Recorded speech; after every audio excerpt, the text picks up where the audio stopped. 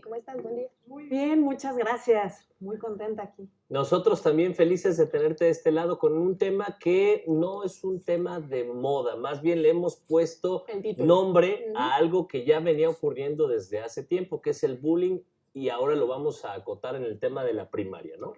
Sí, lo vamos a acotar en este contexto porque el próximo programa vamos a estar viendo cómo son, ahora sí que los distintos momentos que se presentan para secundaria y prepa. Okay. En esta ocasión nos vamos a enfocar con los pequeños y me gustaría comenzar partiendo de la definición de bullying, porque ha habido como mucha confusión en torno a la temática y de pronto oímos que todo es bullying y ahí es donde nos confundimos mucho porque pues es mucho más delicado el hablar de bullying o acoso escolar a hablar únicamente del concepto de conflicto, ¿no? Son dos cosas totalmente distintas.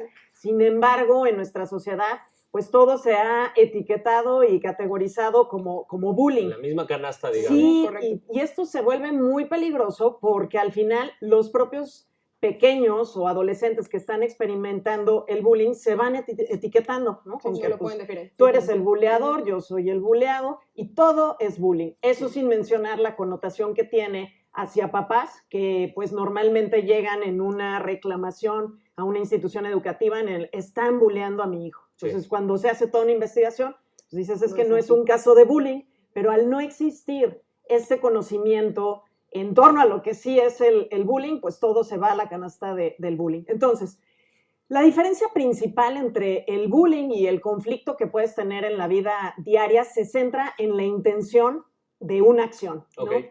El bullying se puede dar desde un ámbito físico, puede ser también que haya una agresión verbal, emocional o inclusive hoy en día el cyberbullying, o ¿no? Psicológica, ¿no? Sí, que ahí entra en el emocional. Básicamente son estas 4 categorías, ¿no? Digo, ya si nos vamos a algo más profundo, existe también la sexual, pero en esa no me voy a meter, lo voy a dejar en estas 4 que son las más comunes en el ámbito escolar. Entonces, no es lo mismo que un día tengas un conflicto con tu compañero y se estén molestando los dos y cada uno se defienda y cada uno se diga cosas, se pegue lo que suceda, a que exista ya una constante que están molestando a alguien que normalmente la característica es que es más indefenso. O sea, aquí sí se da un tema de que el superior y alguien. Sí. Y también una característica muy importante en el bullying es que hay testigos. O sea, el buleador toma fuerza cuando los demás lo están viendo y como que le aplauden, ¿no? Las acciones. Lucirse, exacto. Pero para lucirte, pues necesitas que haya alguien más, si no, pues pierde el chiste y pierde la intención. Entonces ahí es muy distinto que de pronto a un niño hoy le quitaron su lápiz, ¿no? Lo molestaron y le quitaron su lápiz. Eso es un conflicto cotidiano. El niño se defendió, recuperó su lápiz y ya ahí quedó. Eso no es bullying, ¿no? Que no significa que esté bien. No. O sea, pero sí pero una caso cosa ahí aislado. Exactamente. Sí. Y además, en este contexto, el que fue la víctima tiene todo para poder defenderse. No se siente inferior, no hay miedo, que eso es una característica muy importante cuando existe un caso de bullying. El que es la víctima siente miedo, se siente indefenso, su autoestima está por los suelos, ¿no? Entonces, esa es una gran diferencia. Que hay que abordar ambos temas, por supuesto. Hoy nos estamos enfocando en lo que es el bullying, pero sí yo invito muchísimo a toda la gente a que dejemos de categorizar todo como bullying.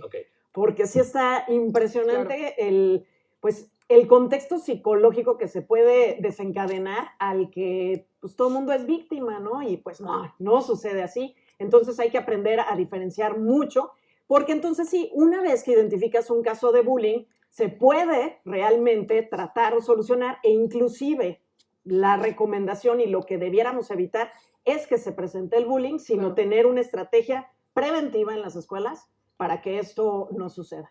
Que ya pasa, ¿no? En las escuelas están manejando un nuevo modelo, obviamente, para tratar de, pues no erradicar porque es casi imposible, pero sí lograr identificar las áreas de oportunidad en cuanto al bullying. Sí, sin lugar a dudas es un tema que cada vez importa más en las escuelas, porque además los padres de familia lo que están buscando es que sus hijos estén en un ambiente seguro. Sin embargo, pues son temas que no se pueden erradicar porque van sucediendo y hay que abordarlos. Existen diferentes estrategias. por ejemplo, puedes tener un programa preventivo en donde desde pequeños, y por eso lo acotaba hoy en cómo se ve el bullying en la primaria, porque es justo en esos años cuando empiezas a enseñar a los niños el valor, el respeto, la empatía. Entonces, si se tiene un programa más que de bullying, de prevención, de generar esta conciencia, por consecuencia se evitan los problemas de bullying, porque cuando tú a un niño le explicas lo que es la empatía, pues va a decir, ay, no, pues si yo le hago esto se va a sentir mal, ¿no? Eso es un tema preventivo ahora de contención. Ya tenemos, luego lo prevenimos, pero si ya ocurre... Ya está ocurriendo. ¿Cómo se ve el bullying en primaria? Es muy común que en primaria el bullying que más existe es el físico. O sea, a los pequeños les da mucho por pegarse. También la estadística nos indica que existe mucho más bullying entre niños que entre niñas. Es un tema que sí se desarrolla más en los niños. Y en los primeros años de primaria se va viendo mucho más un bullying físico. Les encanta estarse pegando. Sí. Ya en años de primaria alta se ve más un bullying verbal, ¿no? Que molestan mucho a alguien que tiene alguna característica física, que ahí es donde entra ya la crueldad, pero es porque ha venido siendo un proceso donde se va aprendiendo, donde vas ahora sí que adoptando comportamientos de otros y haciéndote, como bien dijiste, lucido, ¿no? Y lucirse. Entonces, ya tienes un caso ahí se tiene que abordar desde casa, así como desde la escuela, ¿no? Es un tema que se tiene que abordar en ambas partes, porque no solamente el colegio, la escuela es el responsable de que esto esté sucediendo. Por el contrario, mucho más se ha comprobado que tiene que ver con lo que está sucediendo en casa. Normalmente un buleador, características que nos vamos a encontrar es que tiene problemas en casa, ¿no? Y entonces en la escuela encuentra la manera de liberarlo y de sentirse, ¿no? Y de ir trabajando esta parte de su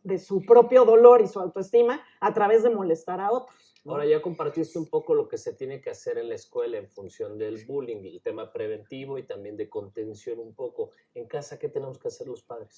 Primero, los padres deben de hablar directamente y desde muy pequeños con los hijos en torno a, primero, si están siendo molestados, que hablen, porque muchas veces los niños en el ser buleados, obviamente está la amenaza de, ay de ti si hablas, ¿no? Pues eso es una característica muy, muy común. Entonces, lo primero es que haya mucha comunicación con los papás para que los hijos tengan esa confianza de poderse acercar a un adulto, ya sea en casa o en la propia escuela, pero que se acerquen a un adulto, porque los mayores problemas de bullying se da cuando, normalmente el agresor no lo va a hacer frente al adulto. No, claro. ¿No? Muchas veces es que, ¿por qué no vieron que estaban bulleando a mi hijo? Bueno, pues porque no lo hacen frente al adulto. Claro. Así como si hacen una fiestecita, tampoco es que el buleador lo vaya a hacer frente a los papás. Normalmente lo hacen solamente cuando están los testigos y la víctima. Entonces, lo primero, muchísima comunicación y también que los papás ayuden a los hijos a identificar y a saber expresarse muy bien y que no se base todo en una percepción de lo que el pequeño está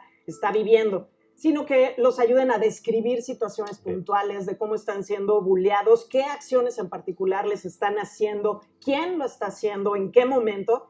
Y mientras haya esa comunicación en casa va a ser mucho más fácil que desde pequeños se puedan abordar los temas, hacer una intervención con los niños involucrados, explicar cuáles son las consecuencias, el daño que ocasionan. Y la verdad es que los niños entienden muy bien estos temas. Muchas veces se hace grande el problema porque no existe esta comunicación y crece. Claro. Pero los niños son fantásticos la manera que tienen en la solución. En esas etapas. Pues sí. En esas etapas, sí. Después es se complica. muy distinto a como se da en la secundaria y prepa. Pero primaria es bastante manejable. Y por eso a lo mejor después podremos abordarlo en ese sentido y también ahorita se nos termina el tiempo, pero valdría mucho la pena ver la parte del buleador.